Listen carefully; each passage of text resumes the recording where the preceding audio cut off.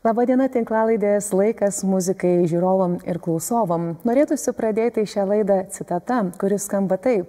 Muzika yra savaime tylos ir neskambantis menas, užrašytas keistais simboliais ant popieriaus. Ir jis nuskamba tik tada, kai jis yra interpretuojamas ir atliekamas. Šią citatą pasakė viename iš interviu šiandienos mano pašnekovas lenkų dirigentas Andrzej Boreyko, kuris savo kaip muziko karjerą pradėjo beje su roko muzika. Vėliau jis įstojo ir pradėjo groti senosios muzikos ansamblyje, taip pat domėjosi džiazu bei rašė poeziją. Ir neseniai baigė kadenciją Varšuvos filharmonijoje, kuris buvo meno vadovas ir simfoninį orkestrą ten jis iškėlė į neįtikėtinas aukštumas. Na, o šį šeštadienį Lietuvos nacionalinėje filharmonijoje dirigentas stos prieš Lietuvos nacionalinį simfoninį orkestrą, kuriame atliks dviejų itin skirtingų kompozitorių muziką. Tad norėtųsi susipažinti ne tik su artėjančia programa, bet ir su pačiu dirigentu Andrzej Boreyko. It's big pleasure to see you here. Hello. Thank you. Hello. Thank you for inviting me. Thank you that you are here, and you're not the first time here in the Lithuanian National Philharmonic. And the first question will be absolutely about you, and probably every musician tries to find her or his individual way to express themselves. And you started your musician career as a rock player, rock musician, let's say. And why, after all the year, you chose the modern music? Why you chose this kind of music? Well, first of all, a small clarification, because yes. My musical life, my career, maybe not career, but my musical life started, of course, when I was a small boy. I was singing in a boy choir, and I was studying in the famous music school in St. Petersburg. And so music was with me and in myself since I was 7 years old. Of course, it was music around, it was music at home, it was music at the school. My mother was a dancer, a classical dancer, so I heard a lot of ballet music at home because she was crazy about all the CDs, not CDs, LPs. Yes. She was buying all the possible LPs with the ballet music, and she was probably thinking about my future as a dancer, maybe, because I know that she brought me when I was 9 years old. She brought me to the ballet school, but they told her that they take boys only when they're 12, 13, when the boys are already, you can predict how they will develop, how the body will develop, I was lucky that finally. I think it was not a dance. No, I love dance, but this is a professional, a very cruel profession. When people are being 35 years old, sometimes they have to retire. Yeah, it's very short. It's very, very heavy. It's even shorter than some football players. Exactly. So, but you're right.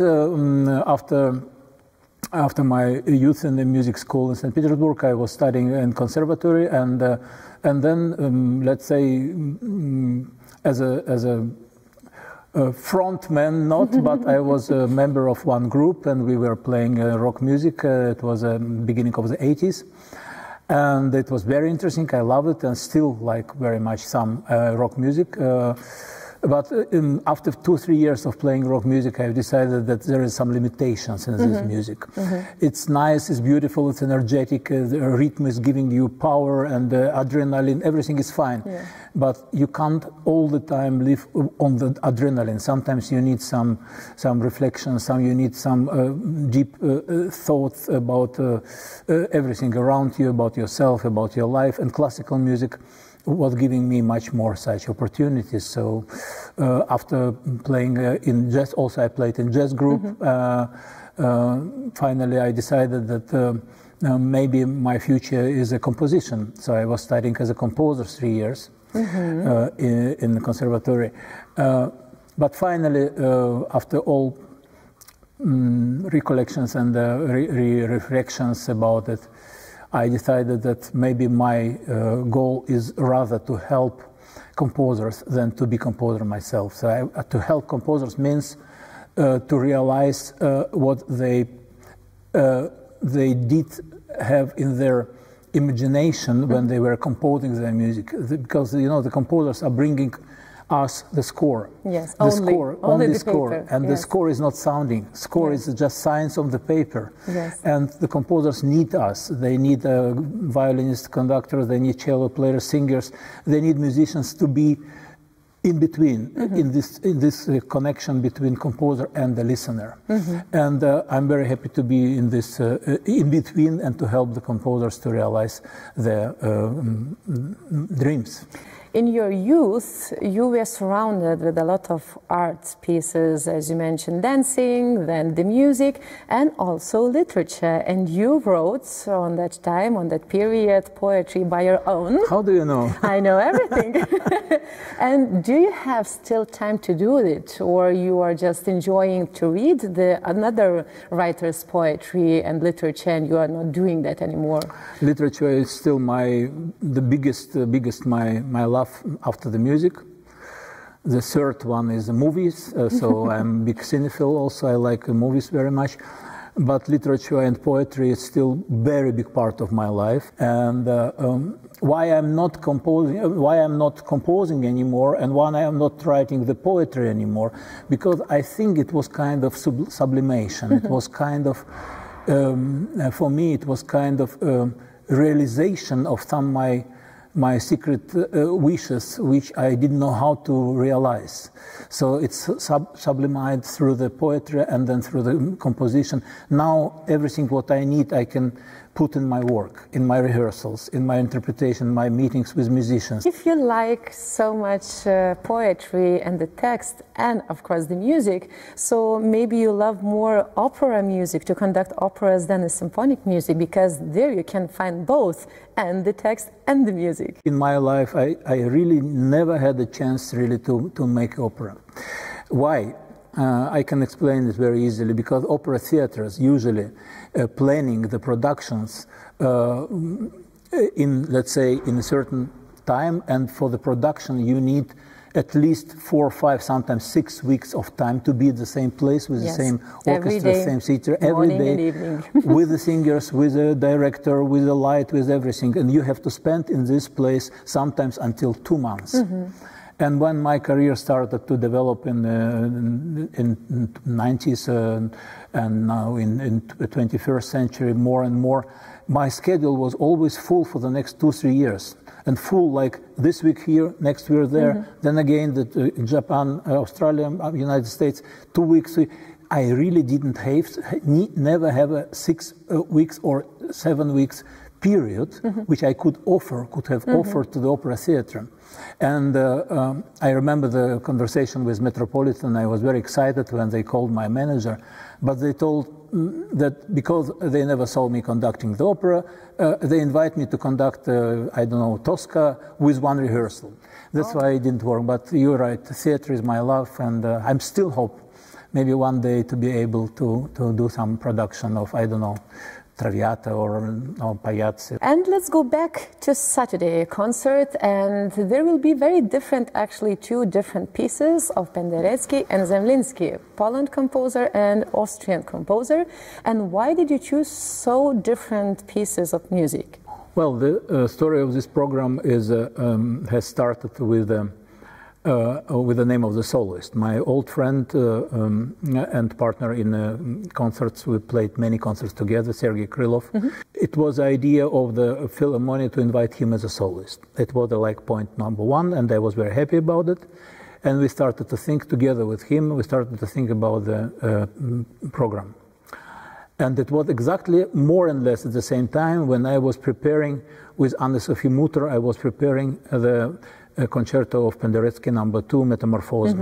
She came to Warsaw and we were working about it, and it was my very first time with this piece, and I spent plenty of time with this concerto, and from the moment when I couldn't really understand many things there until the moment when I started to love every single note, it was exactly this time when I was working before the rehearsal with her and during this week and the concert, so I was so 100% in. So I was just asking Sergei whether he ever played this composition. He said, oh, it was my dream to repeat it. I played it only once. I would love to play it again. I did it with maestro Pendereckio, and I would love to do it again. And I never had the chance to repeat it, and it would be so good to do it with this orchestra and for this audience. And one more thing, why these two pieces are in one program? Because one is the violin concerto of Pendereckio is really dark, very dark piece, with a powerful ending, which is almost not giving us any hopes, unfortunately. But I thought that we need the piece for the second part, which will give us this hope. And this hope gives us the ending of the piece of Zemlinski, because getting is important, but giving love is much more important. I think that Zemlinski will sound the first time in National Philharmonic, especially this piece Mermaid, which was lost, or people thought that it was lost, and just nowadays it is coming to the concert halls. And could you tell the story about this unhappy love of composer and about this course, and what is the story about this fantasy? It is a story about love which was not possible. And when the Zemlinski was thinking about the new composition in 1903, 1904, he was also in love. And this love was also impossible. He was in love with a very young Alma Mahler, and she was not Alma Mahler, she was still Alma Schindler, and she was 15, 16 years old. She was very beautiful, and he was her music teacher. And he was absolutely 100% in love with her, understanding that first of all it's not possible because he is much older and she is so young, and secondary because he wasn't most beautiful prince and she was really princess. You can't even imagine how beautiful she was. And when the piece has been premiered in Golden Saal of Musikverein in Wien, at the same concert, Arnold Schoenberg conducted his Pelléas and Mélisande, his symphonic poem. At the same night, both composers conducted the premiere of these pieces.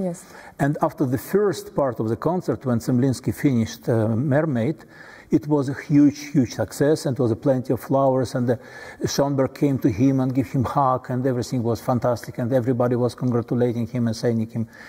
And then was second part of the concert, and after second part of the concert, which got not less beautiful, excellent reaction of the audience, even maybe more, but most important, Zemlinski came to Schoenberg and told him, you know,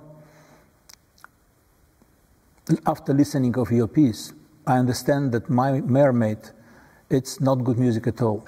And many, many years, the Zemlinski music was unknown and not played. After the Second World War, nobody played music of Zemlinski except of some chamber music, but not symphonic repertoire, not the opera. He has a few wonderful operas.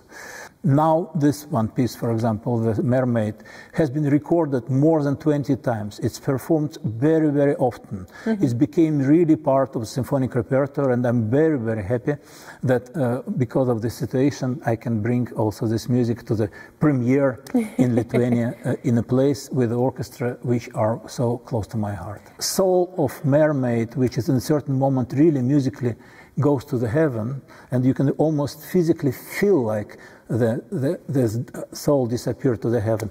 And then this postscriptum, beautiful postscriptum. I think that this is rather like saying us, that was the story of unhappy life of Mermaid, but please remember, you should give the love, and you should be beloved. I think so. That is the most wonderful words which you could say in the end of the interview, because I would like to ask you more questions, but this is the end. This is the most beautiful part of our conversation, and I think that love, it is nowadays the biggest weapon against everything, against all the political winds and everything what is going in the world. So I'm very thankful that you spend the time with me, with us, with our listeners, and that you will be here on the stage on Saturday, that you will play amazing music. and you will enjoy with all the orchestra, and I'm pretty sure that the audience will enjoy with you together. Noriu dar kartą padėkoti tinklalaidės Laikas muzikai klausovams ir žiūrovams už jų praleistą laiką kartu su mumis.